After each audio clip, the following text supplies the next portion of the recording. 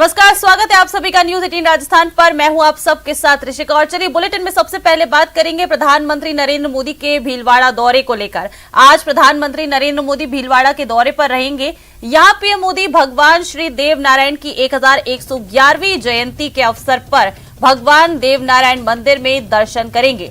इसके साथ ही वो एक जनसभा को भी संबोधित करने वाले हैं। श्री देव नारायण की जयंती पर बता दें कि अवकाश जो है वो घोषित किया गया है।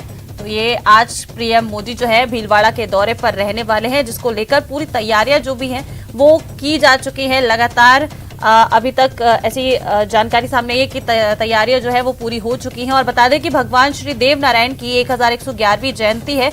इस मौके पर प्रधानमंत्री जो है वो भीलवाड़ा आने वाले हैं। भीलवाड़ा जिले के आसीन कस्बे के मालासेरी गांव में होने वाले देव नारायण महोत्सव में पीएम मोदी शिरकत करने वाले हैं और इस कार्यक्रम की सभी तैयारियां पूरी कर ली गई हैं। इसके साथ बता दें केंद्रीय मंत्री अर्जुन राम मेघवाल ने एक लोकगीत के माध्यम से आमजन से इस महोत्सव में आने की अपील की है। ज्यादा से ज्यादा इस लोग कार्यक्रम में आए, इस कार्यक्रम में लोग आए, ऐसी अपील की गई है। केंद्रीय मंत्री अर्जुन राम मेघवाल ने कहा है कि पीएम मोदी यहां चल रहे विष्णु यज्ञ में पूर्ण आहुति भी देंगे और उसके बाद एक धर्म सभा को प्रधानमंत्री संबोधित करने वाले हैं।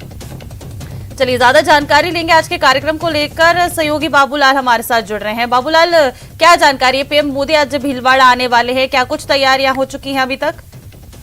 बहुत ही जबरदस्त तैयारियां हैं और देर रात तक ही यहाँ पर हजारों की तादाद में जो श्रद्धालु हैं वो पहुंच गए थे। भगवान देव नारायण आराध्य देव हैं और उन्हें विष्णु का अवतार माना जाता है। खासतौर से गुर्जर बिरादरी उनको बहुत ज्यादा मानती है जी। तो आज जब वो आएंगे उस वक्त कम से कम 3 लाख से ज्यादा लोग यहाँ पर मौजूद रहेंगे और धर्मसभा को जब संबोधित करेंगे तो उनके संबोधन पर सबकी निगाहें होंगी कि क्या वो देवनारायण कॉरिडोर का ऐलान करेंगे या फिर कुछ और सौगातें इस इलाके के लिए, धार्मिक पर्यटन को बढ़ावा देने के लिए वो क्या ऐलान कर सकते हैं। क्योंकि वो धार्मिक और सांस्कृतिक पुनरुत्थान के लिए जहाँ भी जाते हैं उस इलाके को कुछ न कुछ देकर के आते हैं। तो ये पिछड़ा हुआ इलाका है, लेकिन भगवान देवनारायण की जन्मस्थली है। तो पीएम मोदी की निगाह इस बात पर भी रहेंगी कि इस यानी कि जगह को पर ज्यादा से ज्यादा लोग आए और विश्व मानचित्र पर ये जगह पूरी दुनिया में फैले। तो इसको लेकर के वो जरूर कुछ न कुछ बातें कहेंगे। लोगों में बहुत उत्साह है पीएम मोदी को लेकर। पूरे प्रदेश के अधिकांश इलाकों से यहाँ पर लोग पहुंच रहे हैं। देश के कई दूसरे राज्यों से भी लोग आ रहे हैं और देश का संस्कृति मंत्रालय इस कार्यक्रम का आयोजन कर रहा है। तो जो गुर्जर बिरादरी उसमें बहुत जोश है और इसका सियासी मायने भी निकाले जा रहे हैं कि सचिन पायलट की जो नाराजगी है वो यहाँ पर ज्यादा से ज्यादा लोग यहाँ पर आएंगे तो यही माना जाएगा कि गुर्जर अब कांग्रेस से डाइवर्ट होकर बीजेपी की तरफ जा रहा है और बीजेपी इस यानी बहुसंख्यक वोट को अपने पाले में लेना चाहती है। तो चुनावी साल में पीएम मोदी का इस जगह पे आना बहुत कई संदेश जरूर देगा आज। बिल्कुल बाबूलाल, जैसे कि ये चुनावी साल है, हम बात कर रहे थे और इसी को लेकर जैसे पीएम मोदी आ रहे हैं तो ये बीजेपी के लिए भी काफी फायदेमंद हो सकता है। और ये जो पीएम का दौरा रहेगा ये आने वाले चुनावों में हो सकता है बीजेपी के लिए कुछ अच्छा साबित हो और वहीं कांग्रेस के लिए परेशानी हो सकती है, क्योंकि जिस तरह से आप बता रहे थे कि गुर्जरों के लिए हो सकता है कि पीएम मोदी यहाँ कुछ बड़ा तोहफा देके जाएं। जी बिल्कुल। जो 2018 का विधानसभा चुनाव हुआ था उसमें गुर्जर बिरादरी ने सचिन पायलट को एक तरह से मुख्यमंत्री मान लिया था कि वही सीएम बनेंगे, लेकिन जब उन्हें बनाया नहीं गया तो उनमें एक साफ तौर पर गुस्सा देखा जा रहा है। एक भी गुर्जर विधायक जो है चुनाव जीत करके बीजेपी की टिकट पर इस बार विधानसभा में नहीं पहुंचा था। तो आप यकीन मानिएगा कि जो नुकसान हुआ था बीजेपी को गुर्जरों की ओर से वोटों का, उस नुकसान की भरपाई भी होगी। ऐसा मानती है बीजेपी कि जो गुर्जरों के हाथ से खिसक गया था अब वो वापस उनकी तरफ आ रहा है। अब वो बीजेपी में अपनी संभावनाएं तलाश रहा है कि हमारे भविष्य के नेता कौन। तो पीएम नरेंद्र मोदी क्योंकि अंतर्राष्ट्रीय स्तर पर बहुत बड़ा नाम है उनका, पूरी दुनिया उनको अपना नेता मानती है, तो इस इलाके में उनका पहली बार आना जो है वो कई जो है मैसेज देने की कोशिश करेगा उनका दौरा। और ये मोदी जब बोलेंगे तो बहुत सारी बातें भी कहेंगे। वो कार्यक्रम सरकारी भले ही है लेकिन सरकार की भूमिका बहुत कम नजर आ रही है। हालांकि सरकार ने भी देवनारायण जयंती के मौके पर छुट्टी की घोषणा कर दी है, तो सीएम अशोक गहलोत भी इस नुकसान की भरपाई करना चाहते हैं। वो सबको साथ लेकर चलने की कोशिश कर रहे हैं। लेकिन अब इस वक्त जो है गुर्जरों का वोट बहुत महत्वपूर्ण हो गया है। ऐसे वक्त जब चुनावी साल के शुरुआत में ही पीएम मोदी जब आ रहे हों और वो भी इतने पवित्र स्थल पर जहाँ पर हर गुर्जर यहाँ पर आकर के ढोक लगाता है। जी। तो यहाँ जब वो आएंगे तो बहुत सारी बातें भी होंगी। बिल्कुल बाबूलाल, आप पूरे कार्यक्रम पर नजर बनाए रखिएगा, तमाम अपडेट्स लगातार हम आपसे लेते रहेंगे। फिलहाल आपका शुक्रिया।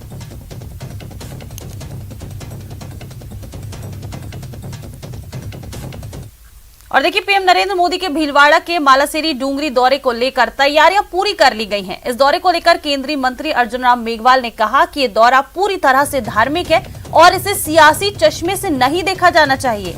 मेघवाल ने मुख्यमंत्री अशोक गहलोत के 156 मिशन को लेकर भी कांग्रेस पर निशाना साधा। वहीं कांग्रेस नेता दिग्विजय सिंह द्वारा सेना पर दिए गए बयान पर भी कड़ा प्रहार किया।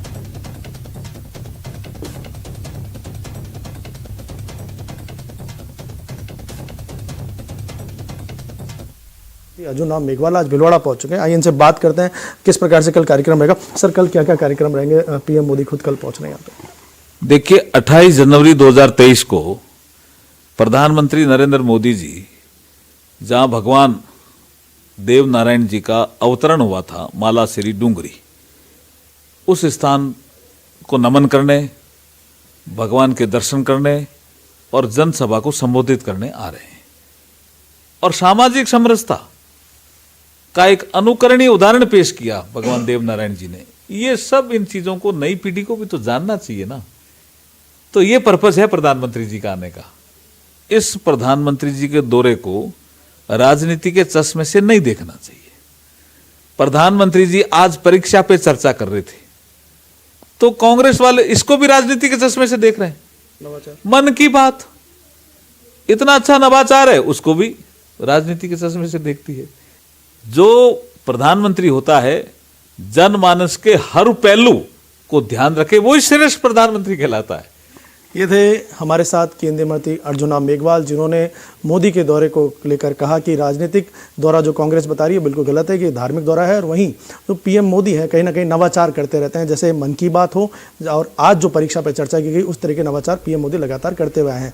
वीडियो जर्नलिस्ट अंकुश सनाटी के साथ राहुल कौशिक, न्यूज़ 18 भीलवाड़ा। और देखिए, प्रधानमंत्री नरेंद्र मोदी आज भगवान देव नारायण के 1111वें अवतरण महोत्सव के तहत जहां मालासारी पहुंचेंगे, वहीं पीएम भगवान देव नारायण के दर्शन भी करेंगे। वहीं इस कार्यक्रम को लेकर गुर्जर समाज के नेता विजय बैसला भी शामिल हुए हैं, जिन्होंने पीएम के दौरे को लेकर कहा कि पीएम मोदी प्रवर्तन का प्रतीक हैं। और बता दें कि इसके साथ ही उन्होंने ये भी कहा है कि वो जहां भी जाएंगे वहां पर परिवर्तन होगा। विजय बैसला से बात की है हमारे संवाददाता ने, आप भी सुनिए। प्रधानमंत्री नरेंद्र मोदी का मालासेरी डूंगरी तीर्थ स्थल में दौरा है और दौरे को देखते हुए पूरा गुर्जर समाज यहां पहुंच चुका है। और गुर्जर समाज के बड़े नाम बैसला साहब यहाँ पे आएंगे, इनसे बात करते हैं। मोदी जी का यहाँ पे दौरा है 1111 अवतरण दिवस को लेकर कहीं ना कहीं हलचल बढ़ चुकी है, दौरे की तैयारियां भी संपूर्ण हो चुकी है। कैसे देखते हैं इस दौरे को आप?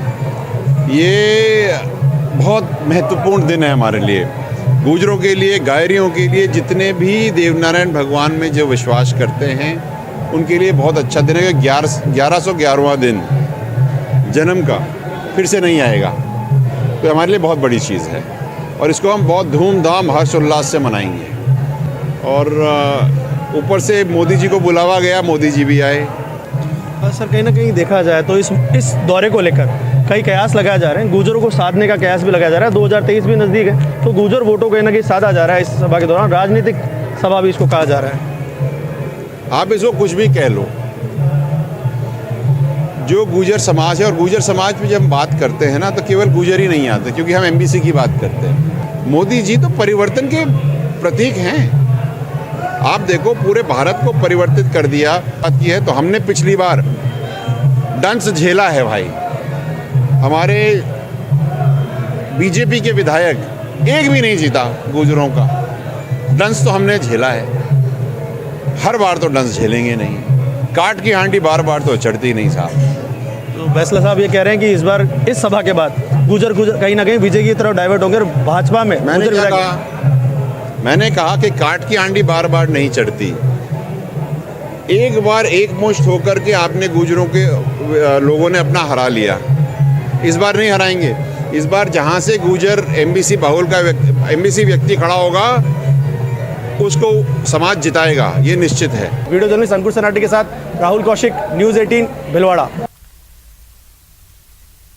चलिए अब खबरों में आगे बढ़ते हैं। बात करेंगे अलवर की। जिले के बानसूर के सरस्वती मॉडर्न उच्च माध्यमिक विद्यालय में पीएम नरेंद्र मोदी की परीक्षा पर चर्चा संवाद कार्यक्रम को बच्चों को लाइव प्रसारण दिखाया गया। इस मौके पर भाजपा जिला उपाध्यक्ष डॉक्टर शशिकांत बोहरा ने बताया कि पीएम नरेंद्र मोदी के संवाद कार्यक्रम में सैकड़ों बच्चों ने भाग लिया और पीएम मोदी के लाइव संवाद कार्यक्रम को ध्यान से सुना भी। इसके साथ ही आगामी परीक्षा में तनाव मुक्त होकर परीक्षाएं देने के लिए कहा गया। जैसी जरूरत है वैसा उसका हाथ लग जाएगा। आपने कभी घर में अपनी माँ के गाना हो रही है, डिप्रेशन में बच्चे आ रहे हैं, वो डिप्रेशन में ना है, इसलिए माननीय प्रधानमंत्री जी देश के राष्ट्र के समस्त छात्र छात्राओं को ये बताना चाह रहे हैं परीक्षा पर चर्चा कि आप परीक्षा से घबराएं नहीं, हंसते हुए खेलते हुए हर कार्यक्रम को खेलने के लिए भी समय दें, पढ़ने के लिए भी समय दें, पेरेंट्स के घर में सहयोग करने के लिए भी समय दें। इस प्रकार इस परीक्षा को बोझ न समझे, नियमित जैसे आप अध्ययन करते हैं इसी प्रकार अध्ययन कर और परीक्षाएं देते रहें। और देखिए, पेपर लीक की सीबीआई जांच की मांग को लेकर राज्यसभा सांसद डॉक्टर किरोड़ी लाल मीणा उनका धरना जो है वो जारी है। 5वें दिन भी ये धरना जारी है। वो मंगलवार से ही जयपुर में घाट की गुणी टनल के पास आगरा हाईवे पर अपने समर्थकों के साथ धरने पर बैठे हुए हैं। मंगलवार को सांसद मीणा ने हजारों समर्थकों और युवाओं के साथ विधानसभा घेराव का आह्वान करते हुए दौसा से जयपुर के लिए कूच किया था। हालांकि इस आक्रोश रैली को पुलिस ने जयपुर में प्रवेश करने से पहले ही रोक दिया था, जिसके बाद सांसद बेमियादी धरने पर बैठ गए।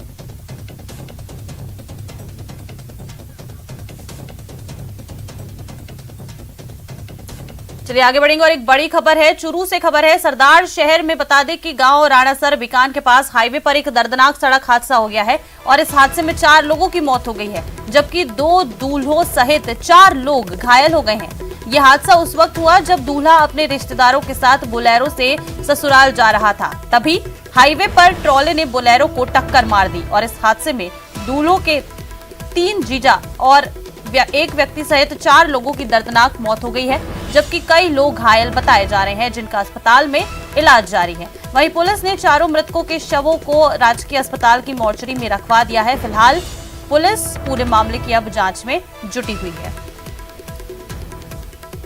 तो एक दर्दनाक सड़क हादसा हो गया है सरदार शहर में। बता दें कि राणासर बिकान के पास हाईवे पर यह दर्दनाक हादसा हुआ, जिसमें 4 लोगों की मौत हो गई है। दूल्हों सहित 4 लोग यहाँ पे घायल भी बताए जा रहे हैं। यह हादसा उस वक्त हो रहा था जब दूल्हा अपने रिश्तेदारों के साथ बोलेरो से ससुराल जा रहा था। तभी बता दें कि हाईवे पर एक ट्रॉले ने बोलेरो को टक्कर मार दी और इस हादसे में दूल्हों के 3 जीजा सहित एक व्यक्ति की दर्दनाक मौत हो गई है। बता दें कि 4 लोग की मौत हुई है। इस पूरे सड़क हादसे में कई लोग घायल हो गए हैं, जिनका अस्पताल में फिलहाल इलाज जारी है। चारों मृतकों के शवों को पुलिस ने राजकीय अस्पताल की मोर्चरी में रखवा दिया है और जांच जो है पूरे मामले की वो शुरू कर दी गई है। बड़ा सड़क हादसा हो गया, ये दर्दनाक सड़क हादसा है। बता दें कि 4 लोगों की मौत हो गई है। एक ट्रॉले ने बोलेरो को टक्कर मार दी, जिसमें 2 दूल्हों सहित 4 लोग घायल हो गए हैं। वहीं दूल्हों के 3 जीजा और एक व्यक्ति भी मौत हो गई है। आगे बढ़ेंगे और राजसमंद के दिलवाड़ा कस्बे में रोडवेज बस नहीं रुकने से एक बार फिर विवाद हो गया और ग्रामीणों ने हंगामा खड़ा कर दिया। आखिरकार रोडवेज बस के थाने में जाने पर रोडवेज विभाग के अधिकारी मौके पर पहुंचे। बस ड्राइवर के माफी मांगने के बाद ये पूरा विवाद शांत हुआ।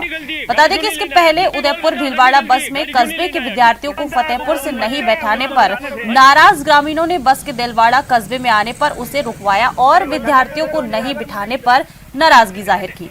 इस पर बस ड्राइवर और कंडक्टर बस को लेकर थाने पर पहुंच गए। यहां बड़ी संख्या में ग्रामीण जमा हो गए। ग्रामीणों ने रोडवेज डिपो को बस रोकने का आदेश भी दिया, जिसके बाद पुलिस ने रोडवेज के अधिकारियों को थाने पर बुलाया। आखिरकार बस ड्राइवर के माफी मांगने के बाद ये पूरा विवाद शांत हो पाया।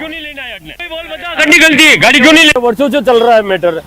आज ये हालात ही कि बच्चे वहाँ फतेहपुर स्कूल डेली पढ़ने जाते हैं, छोटे बच्चे, और सुबह से भूखे प्यासे आते हैं ना।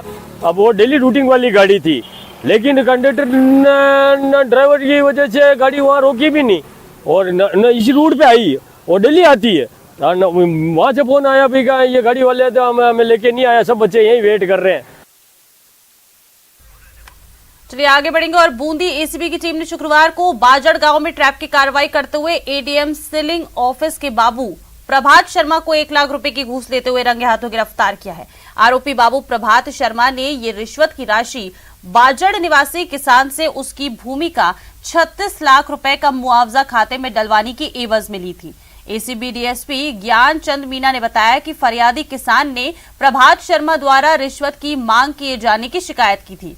गिरफ्तार करने के बाद आरोपी बाबू प्रभात शर्मा को उसके बूंदी गुरु नानक कॉलोनी स्थित आवास पर लेकर पहुंची। एसीबी की टीम ने उसके घर पर सर्च किया। रिश्वत मांग रहा है कि पैसे दे दे, तेरे खाते में कल पैसे डलवा देंगे।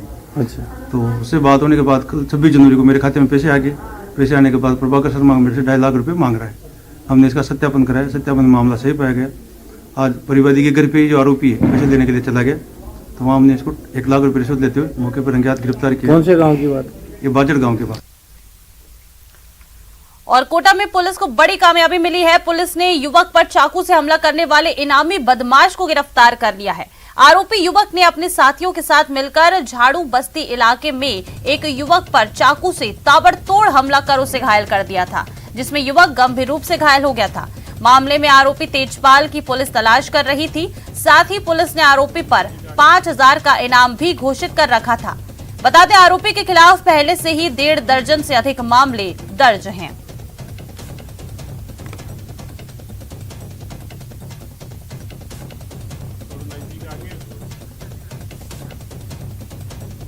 और अब बात करेंगे प्रदेश में कहर ढाती सर्दी की। प्रदेश में मौसम की डबल मार देखने को मिल रही है। ठंड के साथ अब बारिश भी दस्तक देगी। आज से बता दें कि पश्चिमी विक्षोभ जो है वो सक्रिय हो रहा है और इसका असर कई जिलों में देखने को मिलेगा। बता दें कि बारिश के आसार हैं कई जिलों में।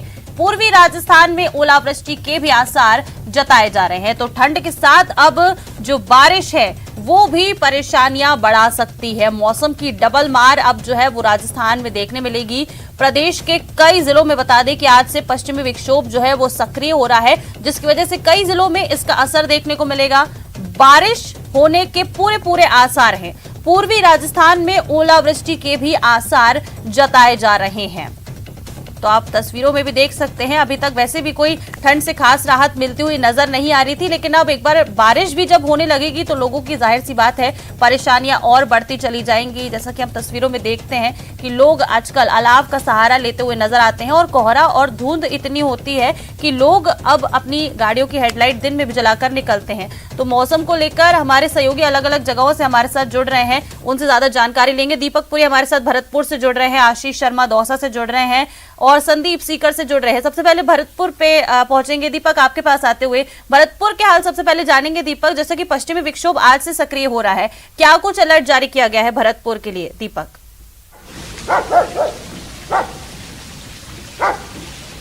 देखिए रिश्का, भरतपुर की बात की जाए तो लगातार जो गलन वाली सर्दी है वो पड़ रही है और अभी उससे निजात नहीं मिला है। हालांकि बारिश की बात की जाए तो 23 और 24 को जनवरी को जो है हल्की बारिश देखने को मिली थी, लेकिन अब मौसम जो है वो साफ नजर आ रहा है। लेकिन जब धूप निकलती है तो धूप के साथ साथ जो तेज हवाएं हैं वो भी चलती हैं और तेज हवाएं जो है सर्दी का सबसे बड़ा कारण रहती हैं। अभी भी जो है हवाओं की वजह से जो ठंड है वो लगातार बरकरार बनी हुई है और आप देख सकते हैं कि सुबह का वक्त है, सूरज निकलने को है, लेकिन रोड जो है वो आपको सुनसान नजर आएंगे। यानी कि सर्दी इतनी है कि कोई भी जो है रोडों पर बाहर निकलते हुए नजर नहीं आएगा। नहीं, यहाँ पर मॉर्निंग वॉक के लिए लोगों की जो है लाइनें लगी रहती थी, लेकिन अब सर्दी इतनी है कि कोई भी यहाँ पर जो है नजर नहीं आ रहा है और लगातार सर्दी का जो प्रकोप है वो बढ़ता जा रहा है। ग्रामीण इलाकों की बात की जाए रिश्का, तो ग्रामीण इलाकों में सर्दी का सबसे ज्यादा जो असर है वो देखने को मिल रहा है, क्योंकि अब किसान जो है इस वक्त परेशान नजर आ रहा है, क्योंकि पहली जब बारिश पड़ी थी उसके बाद सर्दी जो है वो अधिक बढ़ गई थी और ऐसे में अब किसान जब खेतों में काम करने के लिए जाता है तो उसे सबसे ज्यादा सर्दी का जो सामना है वो करना पड़ता है, क्योंकि रात में भी जो किसान है वो खेतों में काम करते हैं और ऐसे में